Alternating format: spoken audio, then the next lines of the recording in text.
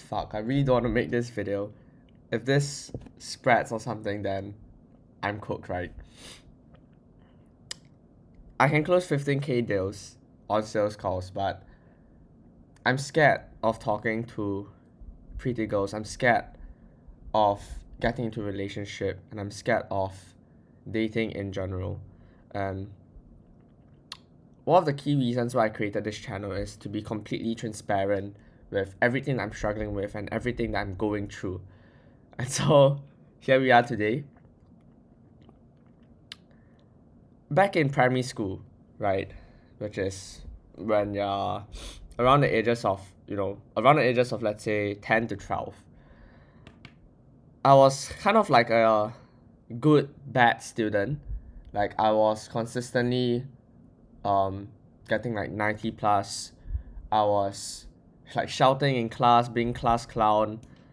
I was in like a sports CC and all of that shit. And so I was pretty popular in primary school.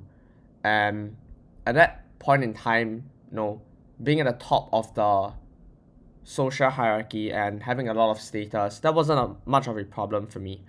And as you can imagine, that probably attracted quite a lot of girls who naturally outsource attraction to, the social hierarchies, right? Obviously I had like most people do, you have like puppy love during the primary school days, basically like really really stupid stuff. But I think it solidified a belief in me that relationships slash dating wasn't going to be a problem. And I didn't really need to do shit for girls to like me.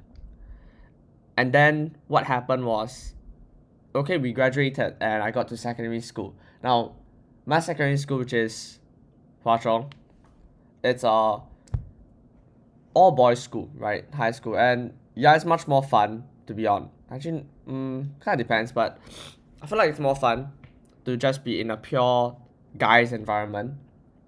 But it also gave me an excuse to not pursue a relationship because it's scary, right? It's unknown territory. And since I threw myself into business itself, which is during like Sec 3, right? That's when I really started everything, like halfway through Sec 3.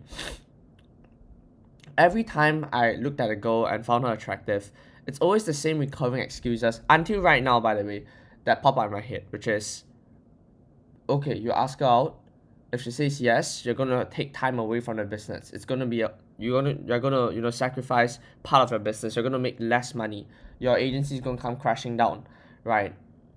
This that, and all along I thought like, okay, bro, you're sacrificing. This is what you're supposed to do. It's for the business. Everything for the business. Everything for the goal. But honestly, thinking more about it, this month, or the last few months, I feel like it's just fear wearing a costume of discipline. My entire philosophy of life in the past 3 months that has, allowed me to go from literally making nothing to 10K plus a month within 60 days. It's just running towards what hurts the most and doing something even when I don't feel like it, which is actually the actual definition of discipline. And this has been something that I've been running away from for what? For 3 years, bro. For 3 fucking years. And I think part of the reason is because, okay, I'm a pussy. That's the first one. I'm scared. Which is quite ironic, right? Because on business calls, you have to get rejected. You have to have, sometimes you need to have like no face at all. You need to literally present to them what you want, tell them what you want, straight up, shoot your shot, you get rejected multiple times. I've got rejected like at least 50 times on sales calls, right? But because of that, I've also won a lot more times. And that's how I built my, I don't want to say wealth, but I guess a bit of wealth so far. And on the other hand, I think one of the reasons why I've been so scared as well is because part of me knows that I'm a pussy. But then my identity is, or rather the ideal identity, the dream identity, or the identity thing that I think that I have is someone that is fearless, is someone that is strong, is someone that, you know, is magnetic and everyone likes. And so to, how do I word this, because this is kind of complicated, to make myself not feel bad of me not pursuing goals, I judge people that are in a relationship, like silently judge them, like, okay, nah, this relationship is gonna die anyways, like, oh, nah, that girl looks so clap, why would you get in a relationship with her? And it's these judgments that, you know, come back and haunt me, because when you judge someone, you basically cast a mirror in front of yourself and you lock away that behavior. So if you judge someone for having such a short relationship, right, then you might not be able to get into a relationship, because you will start to fear that you will have a short relationship and then other people will start judging you. Which is why when people talk about discipline, it's so important to have the discipline to not judge other people as well who are not disciplined or are doing things that are completely different from you. And that's something that I would say fucked me up quite a bit. And so all along I've been, you know, wanting to eat pain, being a pain-seeking monster, doing things that I don't want to do, right? Pushing myself to the limits, but I'm not doing it in this domain, in the domain of dating, in the domain of, you know, getting goals. Fuck, this is so uncomfortable. Okay, let's go on, man.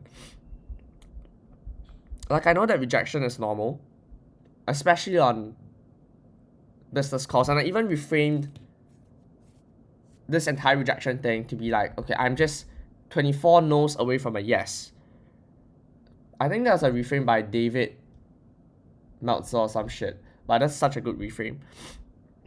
And maybe, you know, you should ask yourself as well, right? If, especially if you're on self-improvement right now, you're really ambitious, you know, you're doing things with your life, maybe, you know, you're studying really hard for the A-levels and you know deep down that you're clapping all of your friends already. And you feel proud of yourself. But is there something that you're avoiding? What would you do if you knew you couldn't fail? Is there something that you're avoiding right now? And the answer is that it's probably that one big nasty thing that you're avoiding. Whether that be to, you know, fix a behavior of yours that has been haunting you for a long time, an addiction that you have, a vice that you have. Whether that is to, you know, take a risk that you have been thinking about for a long time, but you haven't acted on it yet. That's typically the one big thing that we don't want to do in life. And funny enough, it is precisely doing that one big thing that will unlock such huge, you know, benefits and leverage for us in our lives that will make everything else easier, right? The magic that you're looking for is in the work that you're avoiding. And in this case, the work that I'm avoiding is not, you know, taking more sales calls. It's not, you know, ideating more big picture strategy. It's not fulfilling more for our clients. It's not writing more copy, writing more YouTube scripts. It's walking up to a girl that I find attractive and asking her out. It sounds fucking stupid, but yeah, man. So what's gonna happen from today onwards? What's gonna happen? I'm going to trying to get a girlfriend, I guess. Not I guess. I'm going to try and get a girlfriend. And it's weird to say this because it's not because I desperately want a girlfriend or because I'm lonely or because, you know,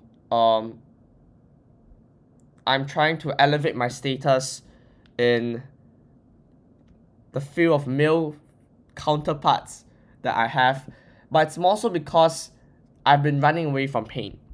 And doing this will add so much pain points to my bank of suffering and turn me into the person that I want to be. Because if you want to grow, you have to sit in pain. Like, that's literally the only way to grow, right? That's why growth is uncomfortable, because you need to step out of your comfort zone. And since this is one of the biggest source of discomfort that I'm running away from, it's also an opportunity for me where I can really, how do I say this, become a better version of myself, right?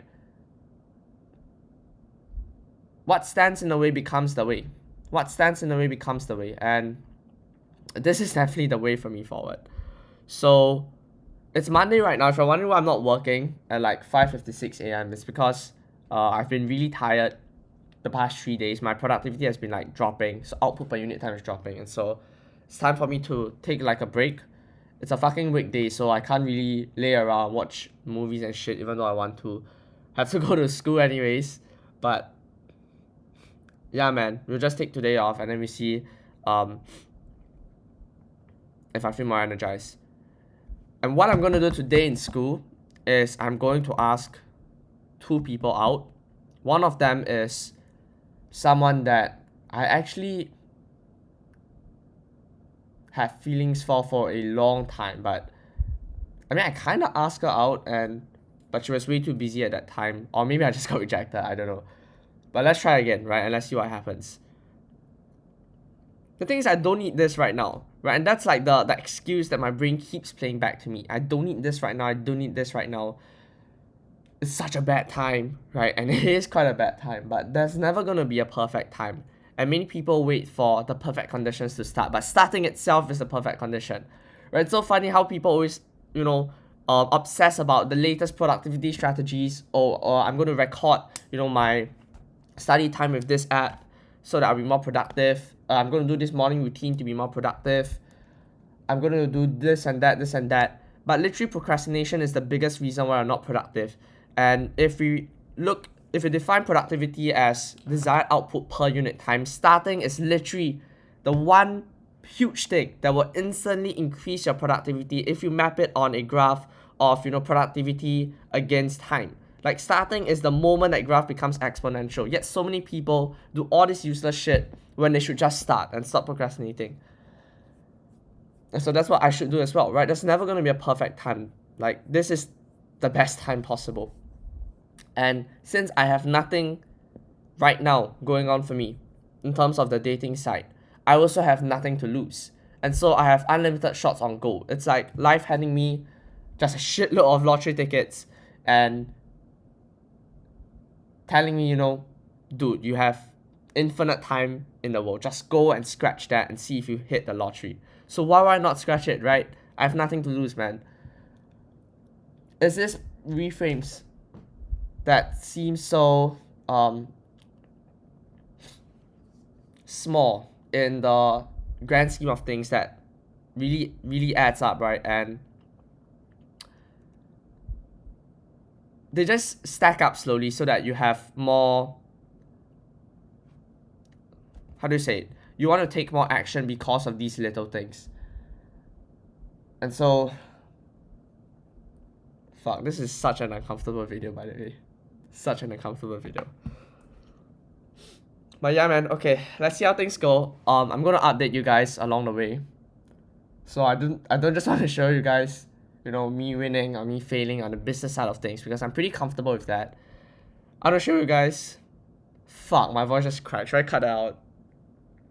No, whatever. I don't want to cut these things out. I'm too lazy to do that. But yeah, ignore that shit.